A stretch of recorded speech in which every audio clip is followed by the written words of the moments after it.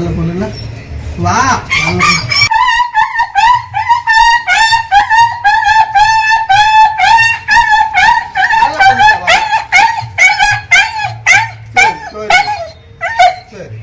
என்னடா என்ன என்ன நல்ல பொண்ணு இல்ல என்ன பண்ணுது? வலிக்குதுல்ல உனக்கு?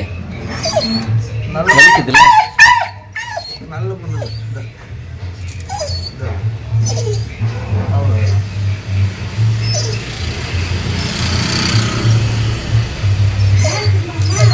அவ்வளோதான்டா. சரியா போய் எனக்கு இவன் ரொம்ப பிடிக்கும்.